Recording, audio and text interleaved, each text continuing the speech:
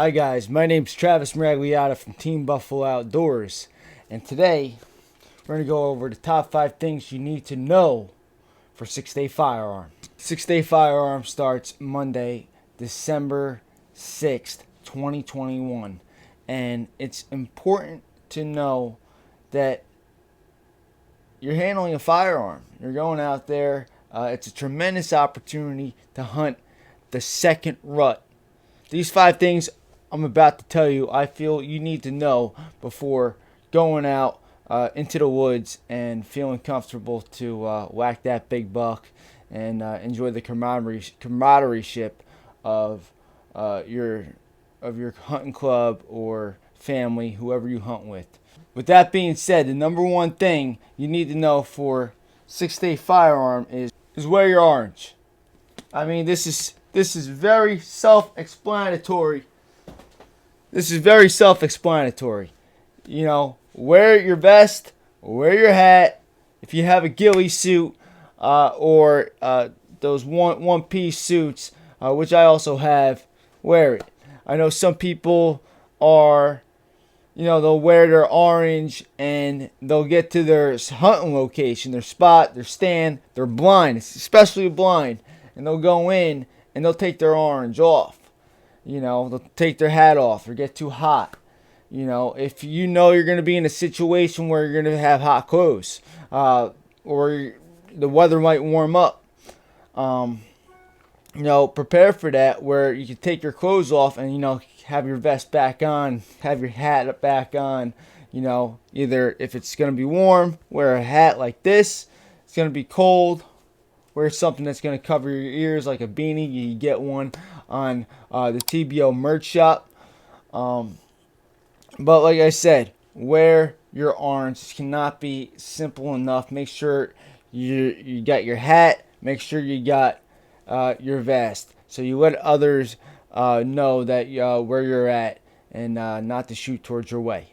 Another simple one is make sure your location's legal. We live in an age where we got rangefinders at our handy.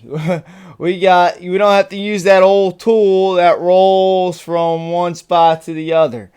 Make sure that you're not shooting in or you're not hunting in a non-hunting zone or a safety zone or whatnot. If you're hunting public land, make sure you can hunt it. Make sure it's a WMA. Make sure you're not within a building with 450 feet or 150 yards if you're using a rangefinder. That includes any dwelling, occupied or unoccupied. And also, just make sure your location is respectful of other hunters if you're either in private land or public land where it's not going to cause a safety issue. I think this is overlooked by a lot of people, and this is in respect to the game. Make sure you're zeroed. Make sure you hit the range, and if you're not zeroed, it's gonna rain on Monday.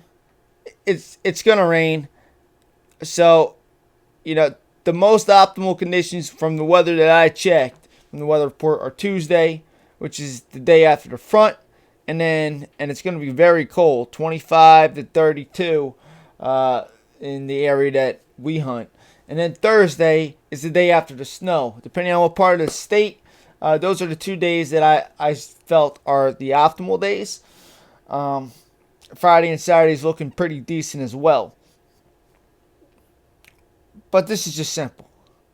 If you're not zeroed, go to a range on Monday. Take the one day that you don't hunt.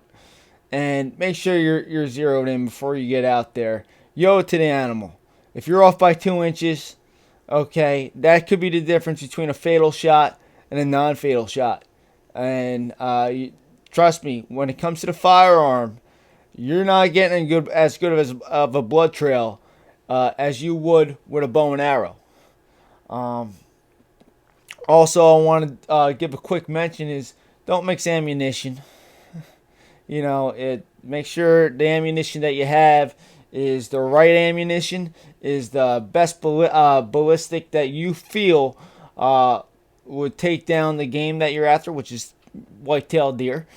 And your gun is sighted in if you're using iron sights, or even for the people who are using buckshot, give it a quick scatter. Let's see how the gun is patterning, so you know where to put that sight on the deer when you're shooting. But it's just simple. You owe it to the game. If you're off, it's you need to be corrected. That's as simple as that. You're shooting with off sights, and you're gonna wound deer, and it's not gonna be a good time in the woods. Like I was saying before with the legal spot. Now this also goes to know where others are, and that means, hey, where is this hunter's at? Where's that hunter at? And this regards to shooting. Okay, and we all know that the three rules of handling a firearm is know your target and what is beyond it. Always treat every firearm as if it were loaded, and always point the muzzle in a safe direction. So, it's smart if you're hunting a ridge, okay, and you have a guy to your right and a deer comes to your right. Okay, don't shoot that way. We live in a great age of technology where we have apps and we can put everyone's location on the app.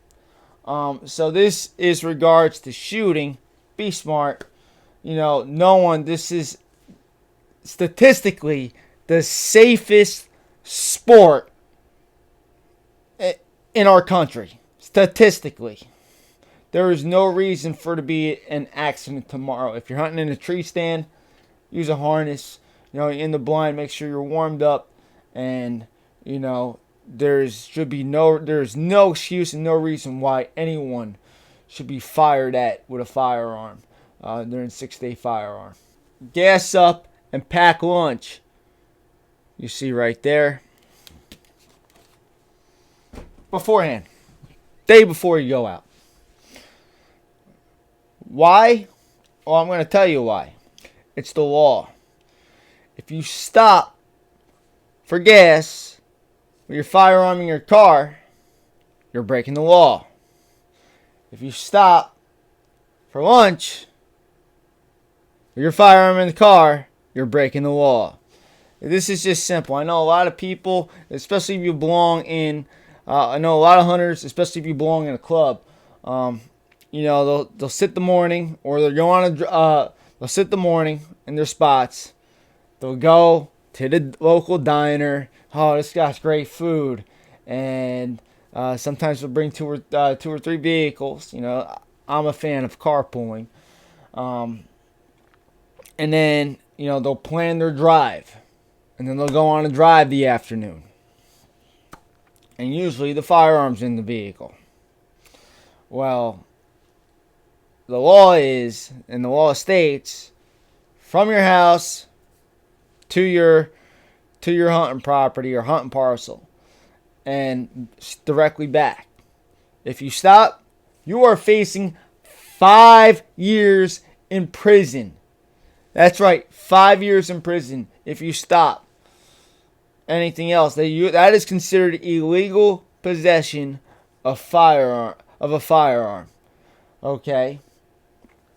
To me, it's simple. If you want to stop at the diner, make sure you have a buddy there. If you're hunting, I recommend this on private property, okay? Because this is considered your private property. Throw the firearms in the vehicle that you're not going to use. Lock the doors. Take the ammunition with you and put it in a secure location in the vehicle that you're going to be driving, and then go to the diner like that, or go to the gas if needs be. Okay? But if you stop anywhere else, to a local convenience store, diner, gas station, you are breaking the law and you're not even realizing it. And it's a big thing, and it's a big issue in our state, to be honest with you. Hunting license, FID card does not matter. This is not, it's the law states from your house directly to the range, place of business, to your hunting property, or to an FFL dealer or a blacksmith. You know, those are the only thing, and directly back to your house. That's the only thing that you're allowed to do. It has to be direct. You can't stop. So I don't want anyone getting in trouble tomorrow, getting locked up. New Jersey's gun laws are getting stricter and stricter. Anyways, thanks for watching. I really appreciate it. Good luck out there tomorrow. Good luck out there this week. Best opportunity, the second rut to hunt deer with a firearm is this week. You know, just go out there, be smart, follow these 5 tips, and stay safe, okay? As always, I'm Travis from Team Buffalo Outdoors. I'll see you in the next video.